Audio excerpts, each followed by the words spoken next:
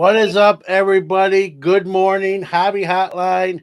I think it's 211. Yep, 211. We're losing track. That's how the numbers are so high. Saturday morning also happens to be New Year's Eve. So happy New Year's Eve. Soon to be Happy New Year. I'm joined, as you can see, by Danny Black, Chris Harris, Victor Roman, and last but not least, Brody the Kid. Morning, gentlemen. Good morning. Morning.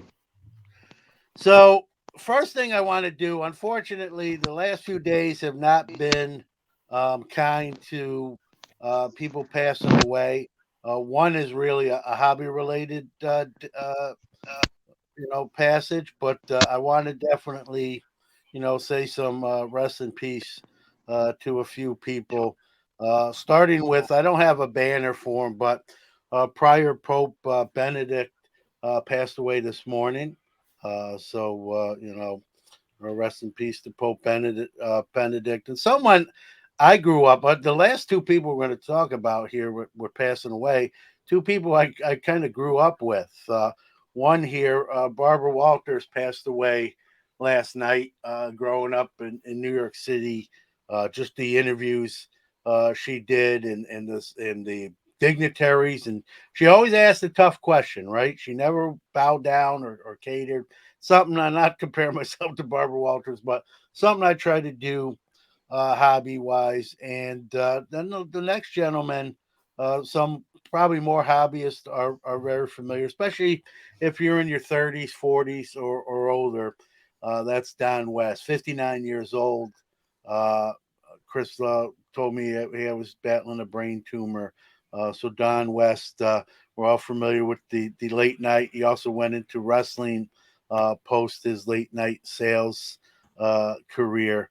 And 59, too young, and many of us remember him fumbling cards, knocking displays over, but also putting a lot of light on the hobby and making people maybe not aware, and trying to sell those 1987 Tops factory sets to boot. So, Chris, I'm going to start off with you. You have a story you want to share with everybody.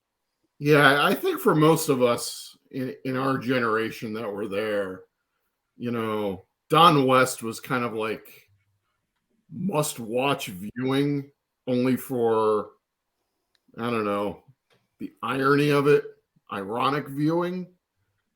Because, you know, it was unintentionally hilarious trying to see Don West sell basically junk wax at overpriced products. But, he did it. He was entertaining doing it. I always crack up when I see the clip of Don West accidentally spilling over a box full of commons and then trying to swim through it. That was hilarious. But another thing that I want that experience was that after kind of Shop at Home went away, he had a second career with TNA Wrestling, and he was their color commentator for well over a decade. But because TNA was kind of a mom and pop operation, it was very small. Yeah. A lot of the folks had had like additional duties as well. And Don West, in addition to being the commentator, was in charge of merchandising as well.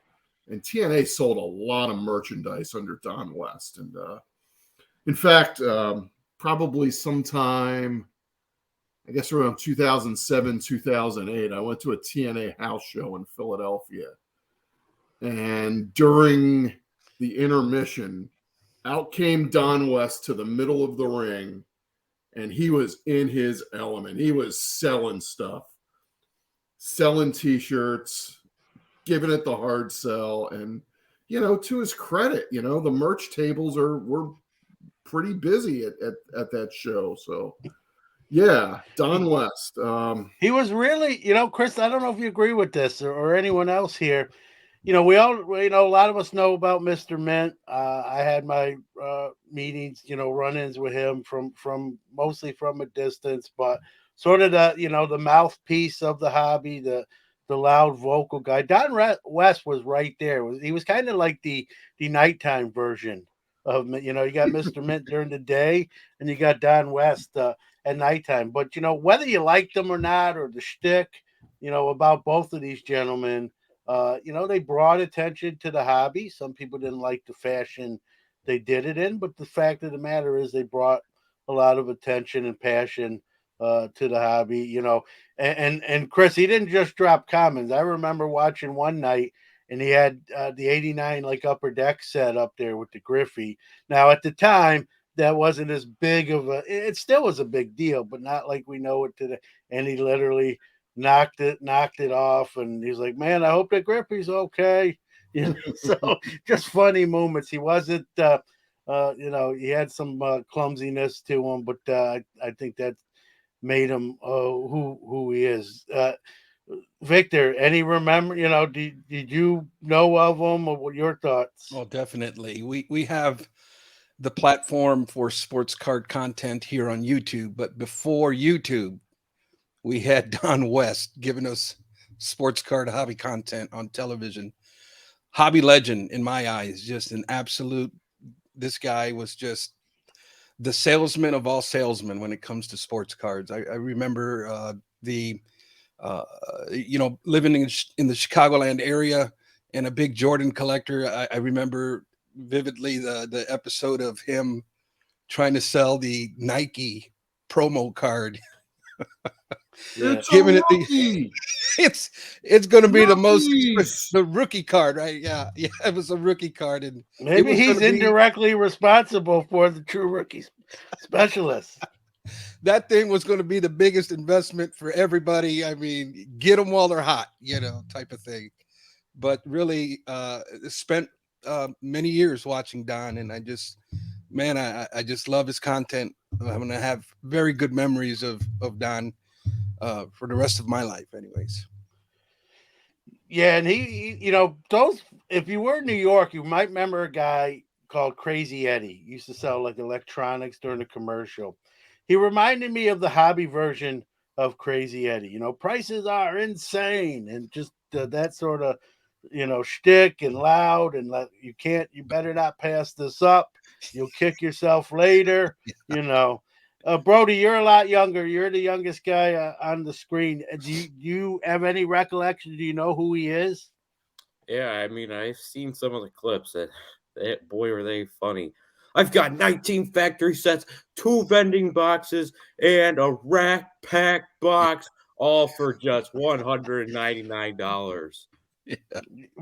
It sounds like you're auditioning to replace him, is what it sounds like right there, Brody.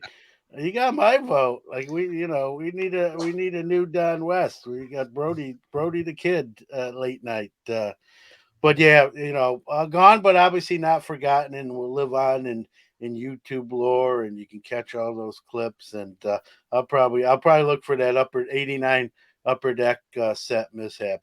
That one stands out because I remember watching the Griffey fall. It was like slow motion, like no, but good guy. I haven't heard many bad stories. People might not like the delivery, but was advocating for the hobby.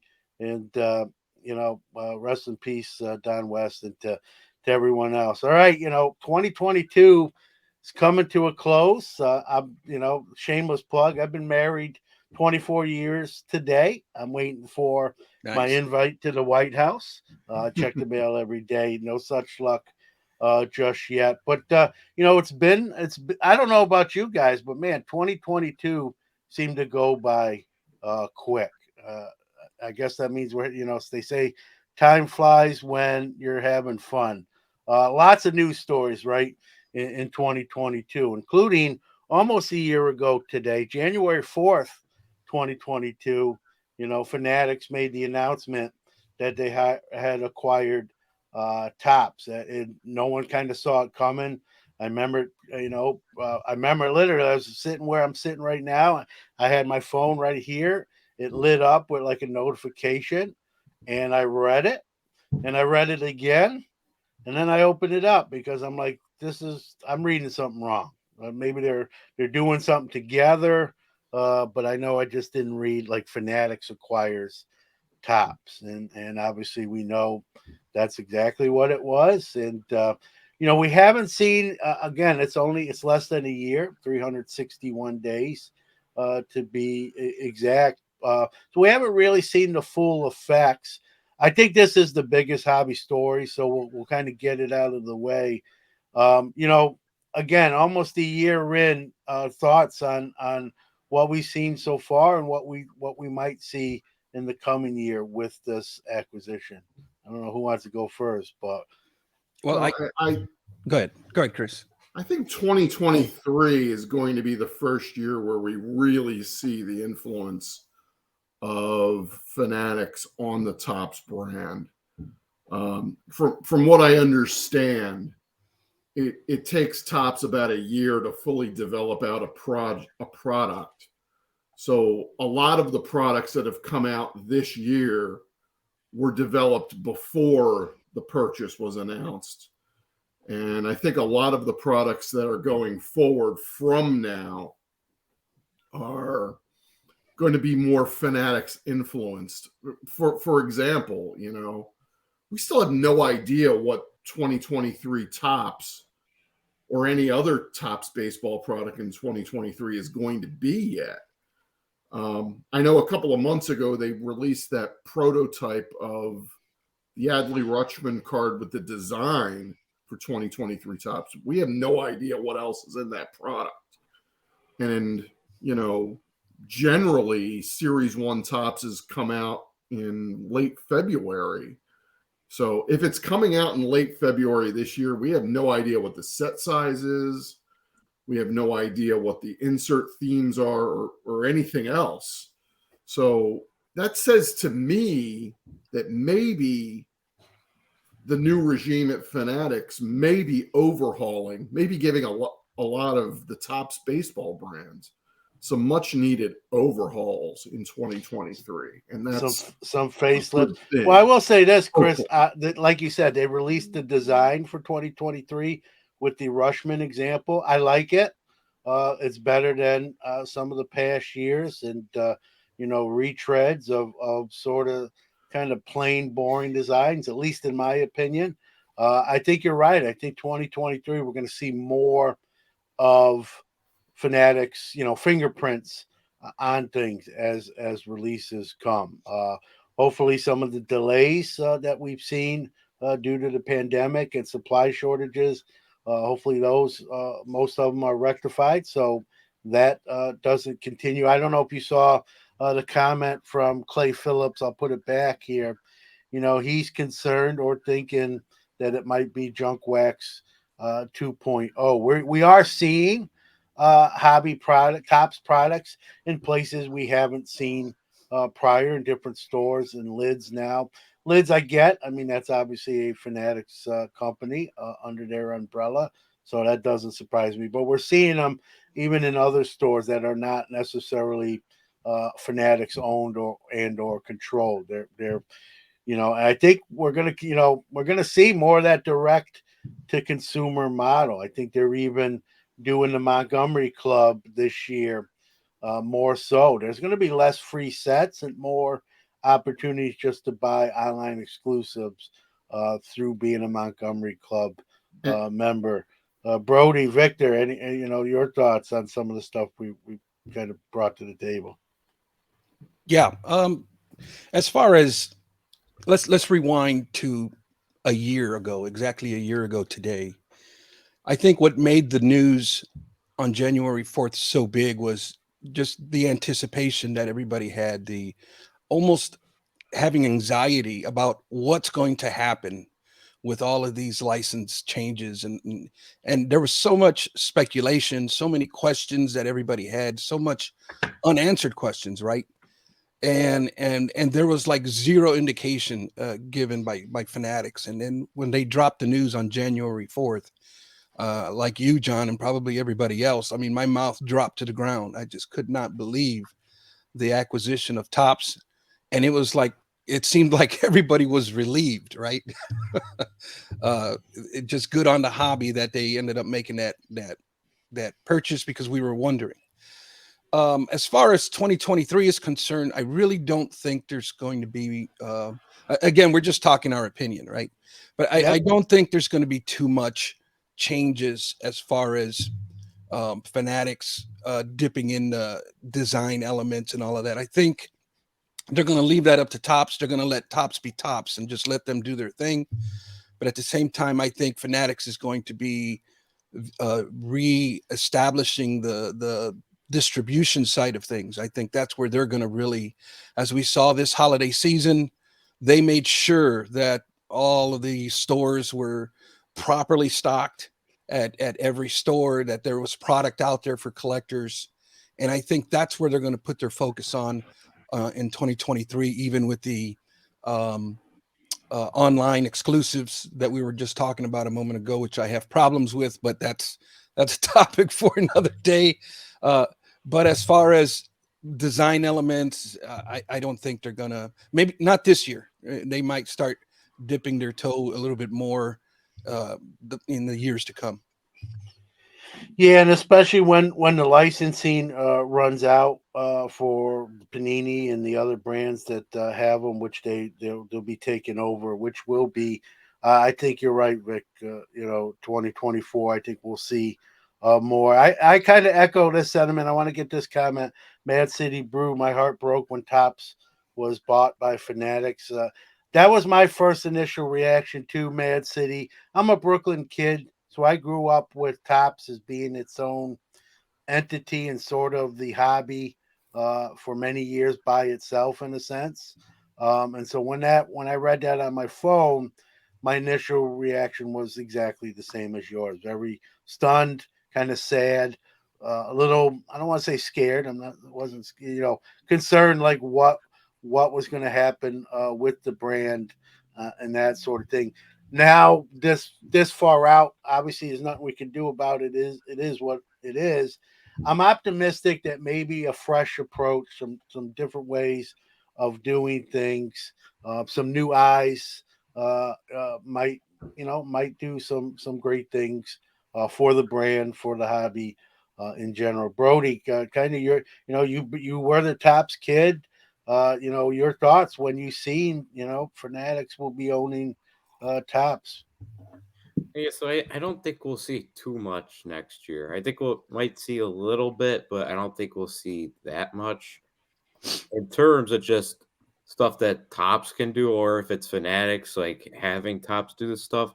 I think there's probably maybe like 5 products they could probably cut that they come out every year because December Oh, was there's more than that. yeah, there's probably more than that.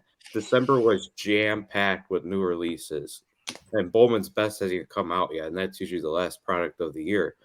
Um, I think like stuff like Topps 5-star, $250 for 2 cards, like a little much. Like Topps Chrome Update hobby boxes didn't really make much sense to me because the mega boxes they were like the exact same because you didn't get the guaranteed autograph and the odds were the same.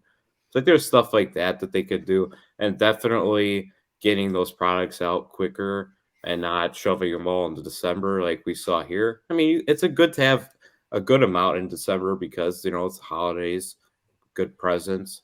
Panini also, I mean, they put out a couple new sets this year. Um, Chronicles was good. They just released Capstone yesterday. Um, they did 3 and 2 earlier, which is a little bit higher end set. But yeah, we'll see. 2023 Topps will be interesting. I'm a love-hate relationship with the design, but like you said, definitely better than 2022 and 2021. Yeah, it'll be interesting to see, Brody. Like you said, and 2024 might be the year we really see as those license go to Fanatics and can be made under the Topps brand. We should see again brands many people miss. Chrome football, Chrome basketball, Mhm. finest basketball, finest football. I'm looking forward to that. Do they put a new spin on it, or do they just go back and sort of do what they did before when they last had some of those licensing? So it's going to be interesting. One of the comments in the chat room was, we're seeing more product in different places. We're also seeing prices come down. There's not that 4 to 8 times SRP we saw during the crescendo, right? especially on Stuff, single cards. yeah. And so we're seeing, now I go into Walmart and I don't open a lot of new stuff, but I will tell you this: when I go into Walmart, not for cards, but just go in there on a normal, visit, I obviously go to the card aisle. And I've never seen them stocked with cards as we've had probably in the last 6-8 months. And some of that's because they've raised the prices on blaster boxes. There's no rarely anymore for 1999. Those days are probably over. I think the company saw what happened with 1999 blaster boxes on the secondary market and said, "Hey, we're not getting any of that. Mhm. Let's cut into that pipeline." And so, so to go to Walmart, you should be able to grab something that you're looking for. That's Walmart or Target, if they still do that, will carry. It's just going to cost you those in more than the 1999 you used to, or The you 7 were packs used for to. $20 is over. It's now 7 for $24.99. Which, Yeah, so, and you know, Target's not as yeah, bad. They raised it a little bit, but Walmart, blasters are like 35 for top $35. roll. I've That's seen them Blasters at 35 Target, I think, bucks. are 25. So that's not Yeah, as bad. yeah, And they're and I moving. think we're They're mo- so. Question here. What do we think with vintage in 2023? I'm a vintage guy. Um, I think some things will still, come down in price depending on, macroeconomics, right? What's happening inflation wise. But, there's some vintage cards. That's one of the reasons I love vintage, and is kind of, recession proof or inflation proof, right? And cards that really don't get go unscathed despite what's going on in real world economics. But I think certain prices will continue to come down. I'm looking forward to Chicago getting a little bit ahead of ourselves the end of July, where I try to buy 2 to 3 cards off my want list, which is graded Hall of Fame rookies. A couple bigger ones at the National. I think maybe I'll be able to get them, hopefully, right? Maybe a little bit more affordable by then. We'll have to see, right? The hobby news cycle changes daily, so who knows? From this week to the next. Let's talk about other news stories. Obviously, Tops was the big one. One that sticks out to me, guys, and it's not a good one. Was I know robberies and burglaries have always occurred since since the age of time, but the last year or two, with the prices, during that boom, more people paying attention to cards. We've seen a lot of stores get broken into. We saw a lot of like stolen cards at shows, especially bigger ones, the National included. That's a story I'm hoping we see less of in 2023. As a former card store owner myself, it just seemed like every day you'd go to one of the hobby news sites and there was video footage, right, of another person breaking into a store and taking stuff and leaving. And it's just too bad. People work hard to build their business, and someone's going to come at 2-3 in the morning and hurt some honest people trying to make a living. And so I hope we see less of that. Any personal, any things you want to see less of or more of as we go into 2023? I think one thing was definitely this year we saw Whatnot make their presence at the National. yes. Um, and there's been a lot of controversial stuff going on there with, YouTubers making videos and just people on there. Um, they need to do a better job with their customer service because there were a lot of stories. Oh, I got all my cards shipped, but I didn't get this one of one. But then the owner would say they shipped it, but they didn't. But then they said they have to talk to the owner, but they can't talk to Whatnot. I feel like if you could talk to Whatnot about it, they should be able to tell that breaker, hey, you pulled this 101, you saw in the random that or for the personal box that it was for this guy. Why does he not have his card? And if they don't have an answer for it, you gotta like suspend them or something, because these 101s that are getting pulled and nobody's getting, it's that's their card. So Brody wants more accountability. I'll second that every day of the week. Right? We've seen mistakes on platforms where there's no repercussions. One breaker stands out in particular, but it's not just one breaker. We've seen other breakers go answer their door all of a sudden while a card mysteriously disappears, and some of these bad breakers are becoming magicians with sleight of hand and that sort of thing. We've seen. Listen, we're talking about mistakes. Everyone's made them, right? You got PSA with the backlog. You got Topps with the Chrome, faux pas, forgetting to put certain cards in the Chrome product. Then another mistake people are pointing out that might be Fanatics, involvement there. I don't know, mistakes, a mistake. Chris, I mean, something you're looking forward to or not looking forward to Well, in the year ahead. I want to go back to 2022 and what the big story was. For me, the big story was the sheer amount of venture capital that was just sloshing around the hobby in 2022. All these new startups, all these companies that I never heard of putting up booths at the National. How many of them are going to survive? Probably most of them not.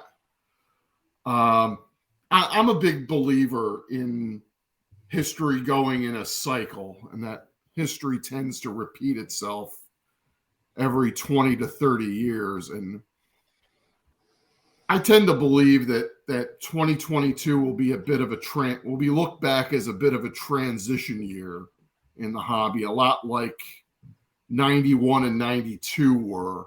We were coming off of this peak that kind of began around 18 or 19, but really accelerated during the pandemic.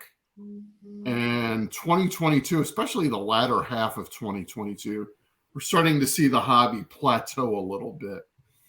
And maybe that's a good thing that we have a bit of a downturn in 2023. So that's something that I think my prediction for 2023 is I think the hobby is not going to be as big as it was the last couple of years. I think a lot of the companies that set up in Atlantic City for the National won't be setting up in Chicago next year. And I think a sense of normalcy coming back in 2023. So that's my prediction for 2023. Yeah, I'm going to touch on that, but I want Victor to chime in here. Same deal, Victor. What you want to see or don't want to see, and I'll ask you a question: does the rookie card dilemma get solved in 2023? I don't think so. The rookie card definitely needs reform, but it's not going to happen anytime soon.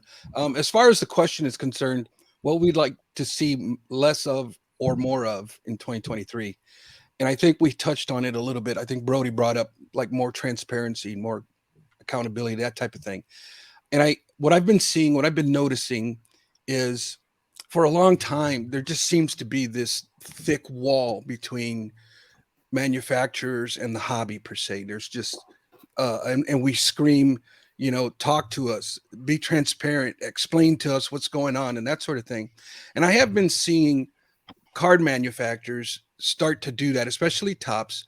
They have been a little bit more vocal as far as issues or what happened and that sort of thing. But then there's a segment of the hobby that just attacks them as soon as they give an explanation or they are being a little bit more transparent or a little bit more vulnerable, and we just like attack them. And I would like to see more of transparency, by the manufacturers to Topps. I would say kudos to you. Keep on doing that, even though you are getting backlash, but at the same time telling the hobby, hey, let's not burn bridges here. Give them a chance to talk. They're trying to be transparent. They're trying to be vulnerable. Allow that to happen. Allow that relationship to form, and let's not attack as soon as they say something. But I think we saw it with Topps Chrome when they messed up with the short prints this year. They came out once they realized it was wrong, and they tried to do the best they could. Mistakes are going to happen, and they did the best that they could do. Obviously, we don't want it to happen again because Right. it stung for breakers and for people that bought boxes. But they did what they could do. They at least addressed it, and in other years we didn't see that. Right. Yeah, but we could argue again. It's just opinion. They kind of Yeah, but- compound a mistake with. There's the but right. Then they made the silver packs, and then it became like, did those silver packs make it into the right people's Right. hands, or did it become a money making opportunity again for maybe a breaker or someone who's not being fair or tracking who should really get that silver pack. I don't know what else Topps really could have done. So in their defense, that probably was the only thing they could do.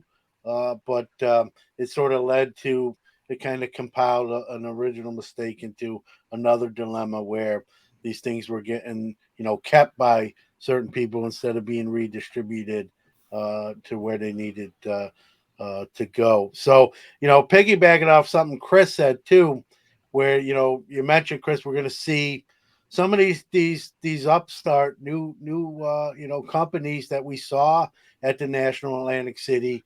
You're saying we won't see them set up in Chicago. I agree, but I'll do an addendum. I think some won't survive. There's just too many people competing in that space where they all can't make it. But we're going to see, I think, what we saw a lot in 2022, in 2023, and that's partnerships and team ups. And I think we'll see that even at the National with people sharing spaces. We saw a little bit of that in 2022. I think we'll see that in Chicago. People will, hey, instead of getting a whole booth, we're going to combine with this other company and split this booth and both be able to attend, keep our costs and overhead down, and that sort of thing.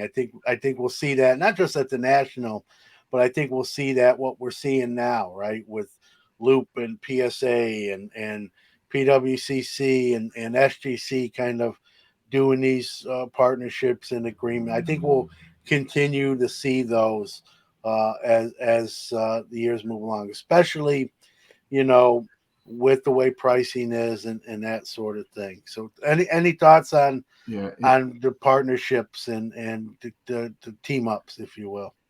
I mean, the hobby reminds me a lot of Silicon Valley at the turn of the millennium. I mean, so many startups, just not all of them are going to make it.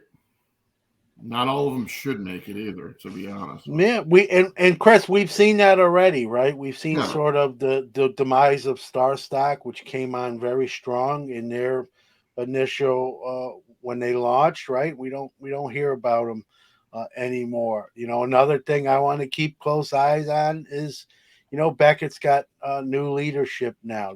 I think most people will admit when it comes to the grading space, they've lost the most traction. Whatever you want to rank them, they've lost the most footing, where others have sort of either passed them or depends who you talk to. I put them almost fourth now, but they have some new people in place. We just had Dr. Beckett on a Card Mensch episode. He talked about he was very candid, and he's curious as I am to see, what they can do to get a foothold back in the hobby. They're going to launch a new online price platform, kind of app, if you will, where you scan the card. They're getting into that. There's no shortage of folks on that venture with card scanning and pricing built in. We're going to see. There's some that I know I can't mention by name that haven't even launched yet. They're in the process of launching. So all these rockets are about to take off in the card scanning pricing space. And like Chris said, they're not all going to make it. There's no way that 40 different price card scanning pricing apps or websites are going to survive. It's just there's only so much pie, and so it's going to be interesting. Does Derek Jeter really need to own a grading company? Come on. I don't think he needs to own anything other than his bank account. But yeah, there's another one. What is it? Arena. Something like that. Yeah, and it's funny. This will show you how old I am. I hear Arena. Some of you folks might remember the old Arena holograms back, I believe, it was 91 with Frank Thomas and Ken Griffey Jr. I still have those. Were those the one that had like the ticket with the serial number that was like? Yeah, and they had some random sign ones. Yeah, they had some signature ones, and so I still have some of those for nostalgia. So yeah, we're seeing even in the storefront, right? We're seeing Roadshow cards kind of make a franchise out of card stores, right? They're in Texas, New York, California. I think more locations to come. We've seen Santiago. We've seen other stores open a second location. I just worry as a former card store owner. Like, card stores are great. I love them. I think certain areas don't have enough, but I just worry that, opening up that many, it's like anything else, right? Is there too many shows? Is there too many stores? The market, it's not really for us to answer. The market will bear that out, whether they make it, pay their bills, and obviously want to be in the black and making money for the proprietors. So it's going to be an interesting 2023. Jeter, but to answer your question, Chris, he probably doesn't need to own. Probably doesn't need to do anything the rest of his life if he didn't want to. I think he, just like a lot of people, saw all the card headlines, right? The sports card headlines, and say, hey, how do I get a little bit into this? And it's well back. They've gotten, that's the other thing we've seen a lot of in 2022, right? Investment seed money. These venture companies putting money into. What's going to happen, unfortunately, is people are going to lose money, because if you put it, obviously, it's like stocks. You put your investment into the wrong company and they go belly up, you're going to lose your investment. So we're going to see some of the ripple, especially if you put that investment at the plateau of the hobby, so at the top. Yeah, let's hit a couple comments here. I think we see ComC continue to grow and outperform expectations. That's probably make Rich Klein work a little harder. Yep. So it'll be interesting. I don't know. The Arena Jeter company doesn't do much for me, but we'll see if they, those are tough waters to swim in when it comes to grading. When you got your PSAs, your SGC, CSG has made a lot of strides, and Beckett's clawing and trying to get back up on their perch. And, you got TAG with the AI grading. I just think, people don't realize there's probably 200 different grading companies. We just talk about 4 or 5 because those are the more prevalent and viable ones. Those are the credible ones. Yeah. Then you got 195 other ones that you could go to. It's just, it's crazy. It never fails. I'm at a show and someone will bring, cards for me to look at, to buy, and there'll be a graded card in there. And I don't even know who this company is. Like, the slab is different. And I'm like, it's not even your GMAs. It's, all sorts of different ones I've never heard of. So I just don't know how they all make it. Now, if it's in someone's basement where the overhead's low, they'll probably last forever. But, if they have a lot of overhead, then we'll see. So on a personal level, guys, with with either your shows or your content or cards that you're looking to acquire, what are you looking to? Was there a card or something you missed in 2022 that you're still looking for in 2023. And everyone in the chat, feel free. I'll share them on the screen. Card, if you want to put out there that you're looking for it, I'll share that with everyone else. Chris, anything? I know you do some of those obscure sets. Is there one you're really trying? I'm still trying to dust off those early '90s Donruss Elites. Yeah. The real tough cards are the three autographed cards. I came across earlier this year the '92 Elite Cal Ripken signature card, which was serial numbered to 5,000, but the autograph on it was faded, was starting to fade away.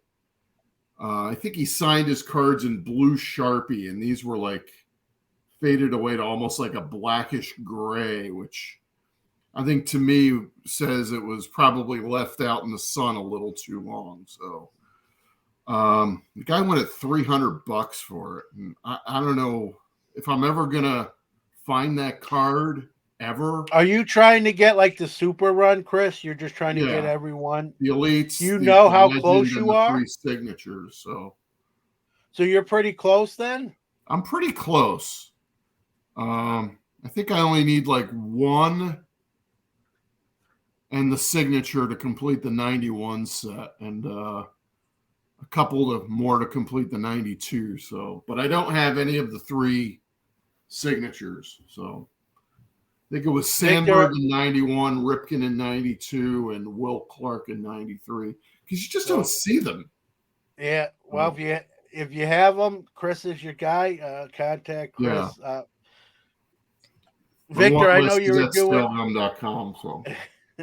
Victor, I know you were doing your Clemente run. Where are you at? Is that still a goal to add to in the coming year? Yeah, definitely. I've got 13 of the 20 cards in the registry. There was some that eluded me this year, but the pricing this year was a little high in my opinion, and I decided just to pick up what I can that is affordable, and the rest of it I'm just going to hold off, and hopefully here in 2023 I'll have a chance to pick up a few more. But I would like to officially interrupt this program for a recent pickups. This is a sports card show. All right, I'm trying to think if I have any. Oh yeah, I do have one right up your alley. You got one. All right, I literally just came yesterday. It's the first Finest basketball set. It's not a crazy expensive card. You might know this guy, Victor, being in Chicago. It's the 93, 94 Finest Jordan. I can't tell you how many. It's not a rare card. It's a PSA 8. I've had this card a lot. I've sold it a lot. And then I just I'm like, I want to get it. It's the first I heard someone here's a debate for you. I've heard that, not me. You'll never get this argument from me. I heard someone call this his finest rookie. There you go. Well, they're all rookies, don't you know, John? It's right up your alley, Victor. They're all rookie cards. My most recent pickup is Manny Machado rookie card, true rookie card in the Topps Heritage. Picked this one up in a PSA 10.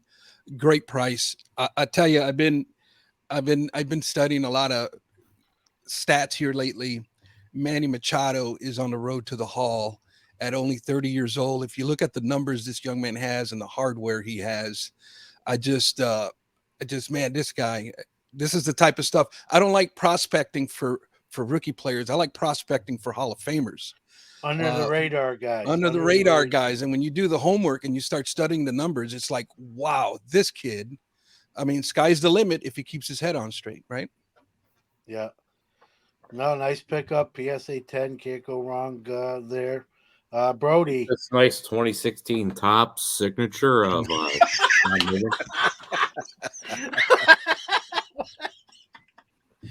Sell it, Brody. What I want to know is why is that in arm's reach? I think that's honestly, I don't know either.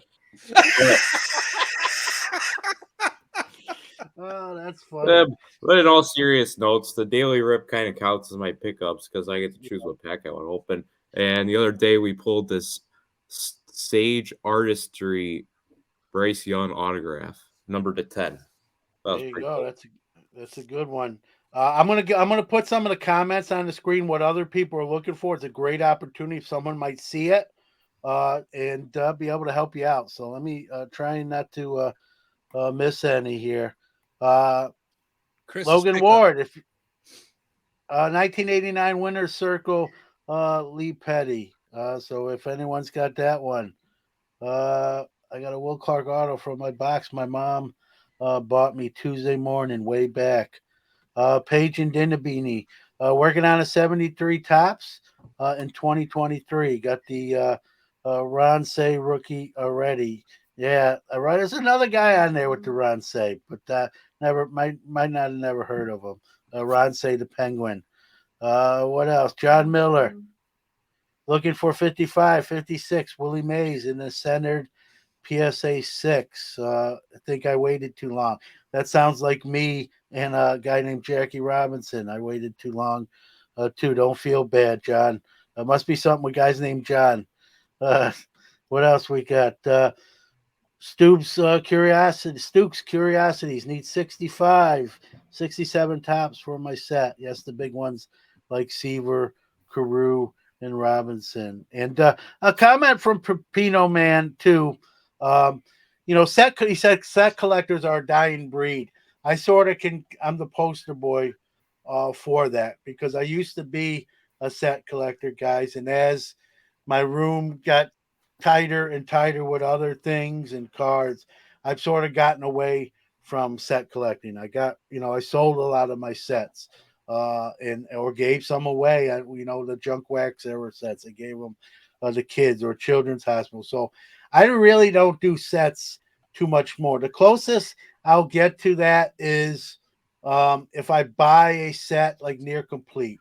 Like I bought a near complete 1938 Churchman's boxing, missing a few cards. Now I'll try to get those cards, but smaller sets. I'm more of a small set guy. Maybe I like an insert set out of a newer product, and I'll put that together. But my days of putting the 792 card sets together or even buying them, the only big sets I'm even looking over on my shelf that I still have. There's an 89 Upper Deck, obviously for obvious reasons, and some of the Montgomery end of the year full stamp sets. Hey, John. Chris didn't get a chance to show his card. Yeah. Go ahead. I have a show and tell here. Go ahead. Kind of related to both my Donruss Elite addiction and our friend Don West. And this is an Elite 1993 Elite Dominator of Fred McGriff. And the thing is that the Elite Dominators were only available on Shop at Home. And the way they were distributed was you got one of these that was shrink wrapped to a box of 1993 Donruss. It was a way for Donruss to blow out their excess inventory. And for the low price of $99.99, nice, you can get the whole an set. Elite Dominator with your. Is that a rookie card top loader? What do you got there? Yeah, and this is what I wanted to show because this is how this was packaged. They came in an envelope that was shrink wrapped to the box. When you pull it out, it came out in this custom TL that said Elite Dominator. Very nice. And I had to get this because it's still in the original top loader. So now, Chris, Is it yellow? No, it's How's not that yellow. top loader not yellow? That's true. Not yet. I think that's a fake new top loader made to look like the original. Hey, Chris. There's no way that's not yellow. That thing, you had that in like darkness.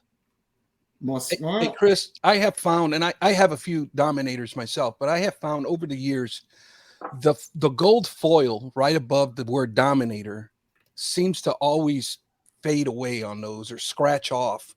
Have you seen that on your end? Have you come across that a lot?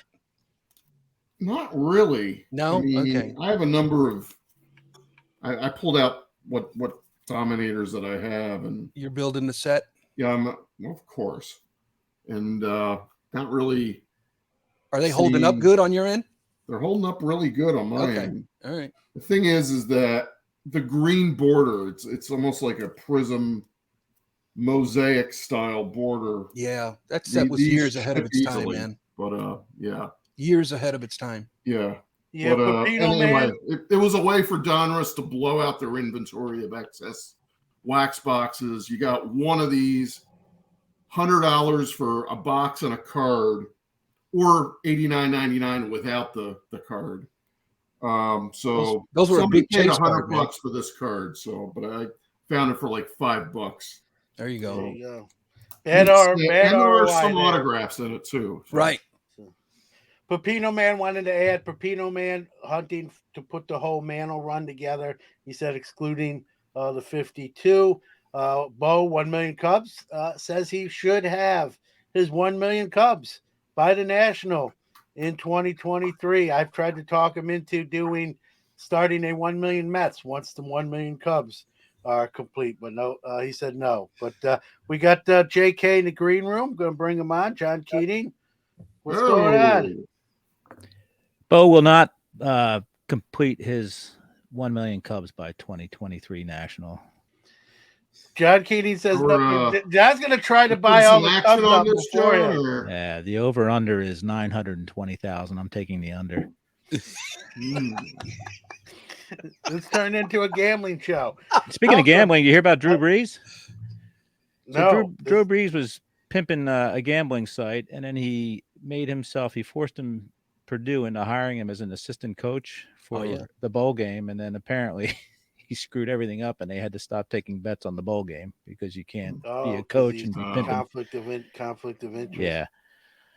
So way to Yeah, go I there, did- Drew Brees. Way to screw it all up, betting on the Tupperware. I bowl knew or about whatever the heck coaching thing. I knew Yeah. about the coaching thing. I didn't know that Yeah. that happened where they had to take the game off the board because of the affiliation. These aren't rocket surgeons. These athletes that we admire, folks. So don't take any advice from them. All right, just do.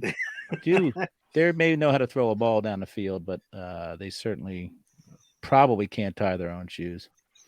You sound like Charles Barkley. I'm not a role model. Yeah, that's terrible.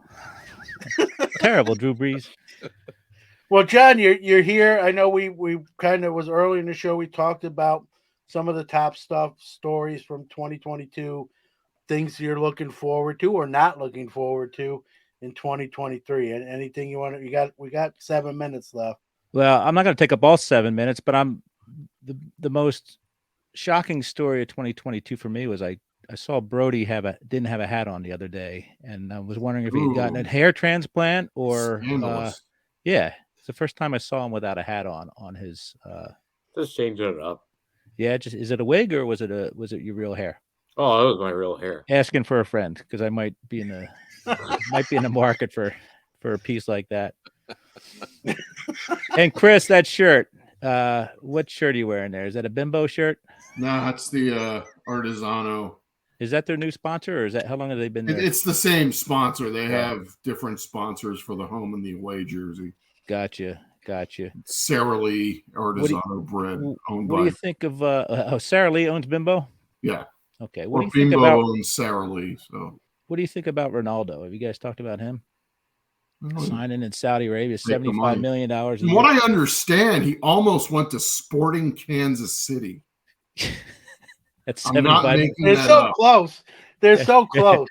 That's Yeah. 75. Imagine how far that 75 200 million would go in Kansas City, man. a year. Apparently, he doesn't like barbecue. That's why he went to Saudi Have you Arabia. seen Not his enough abs, burn dude? ends in the world to get him to go to Kansas. Yeah, you guys over there in America like to talk about how money gets thrown around. This guy's getting paid $75 million a year to play the football in a country that's got zero soccer history or whatnot. So talk and about the best part about it is that he's also serving as an ambassador to Saudi Arabia's 2030 World Cup bid. right. You know what right. other nation's bidding to host the 2030 World Cup? Uh, Portugal. Oh, well, there you go. What a guy, huh? And then Ziggy puts in there the Pele pass, which Yeah, is I- interesting, yeah. right? This is a guy who was on the world stage And there's some cards out there, some expensive ones, but obviously not a collecting, a huge collecting portfolio for him. But wow, the guy changed the sport. And as many soccer deniers as we have out there in the world, screw you, or in this country, but he really made soccer a world sport, meaning there was people that played soccer in Brazil, people played soccer in England, people played soccer in the Netherlands, but he made it a global thing where you can go from country to country to play, and really opened up Well, the sport. Well, Jed, I've heard him called the Michael Jordan of soccer, football. You agree with that? You think he's Well, first of all, I'm an unabashed Messi GOAT advocator. I think Messi's the greatest ever because Messi can pass and score and do all that stuff. With that said, you may be surprised to find that on a global scale, I'm pretty sure Kobe Bryant may have done more for basketball than Jordan, just because I have real, I was with my son at the Bird's Nest in Beijing, the big Olympic stadium.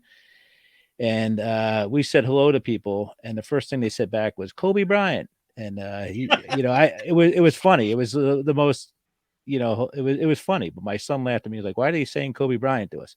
Kobe did a lot on as the NBA grew internationally, but again, I think Jordan's the greatest basketball player ever. So Jordan GOAT, Messi GOAT. We got that out of the way. What do you want next from me?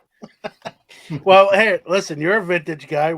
There was a comment in the chat about, what's the outlook for vintage in 2023. A lot of people commented that prices will continue to come down on most cards. This is your right in your wheelhouse. Your thoughts? Well, they have come down, but it's not, there haven't been drops, right? It's more of a gently laying down. My kids used to throw stuff in the foyer from the second floor. That was a drop. They've come down, but they're not going to be as susceptible to, steroid allegations like Tatis Jr. or other stuff like that. It's not it's not like a day trading kind of situation. Prices come down. We love it. Most of us love it who collect vintage for sure. But there's always going to be a correction, right? Where's the top, where's the bottom? You don't know until you have perspective, and we'll see what happens. But I'm not an investor. I'm a collector, so I'll still buy my cards, and I'll still do all right because I'm not keeping score. Truth be told. Yeah, I think the high grade vintage is still going to be on the upward trend. Your 7s, 8s, 9s, and that. But the correction, we've already seen a correction with vintage, haven't we? They have come down some. Yeah. But I saw somebody talking about the Clemente rookie today on Twitter saying it's a lot less than it was, but it's still uncomfortable territory for some people as well. Yeah. Hey, here's Logan. I like this. He says Michael Jordan is the Pele of basketball. Probably better way to put it. Logan used to babysit Pele, so Logan would know. Taught him everything he knows. Yeah, he was his first coach. So, well, guys, we're first off, we're coming up against the top of the hour. I just want to say, thanks to everyone out there who download, listen, watch this show live.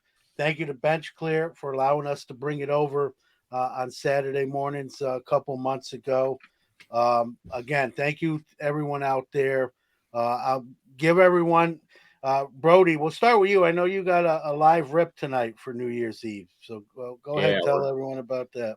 We're calling it Brody TK's New Year's Rippin' Eve. So I have a box of 2021 Mosaic. Check out my posts on Instagram and my tweet on Twitter. We're going to be doing a divisional break. So 6 spots will be given out, and they'll be announced at 2 p.m. Eastern time. And then we will be doing some other giveaways during the break. Anyone else? You got anything? What's your New Year's plans or New Year's Eve plans into New Year's? I'm going to go to the Okay. Bunt Cake store and get some bunt cake, and then you can catch me at Bridge and Walnut, waiting for the R46 bus from SEPTA at 3 p.m. today. Wave, and I'll say, "Hey, girl, back to you."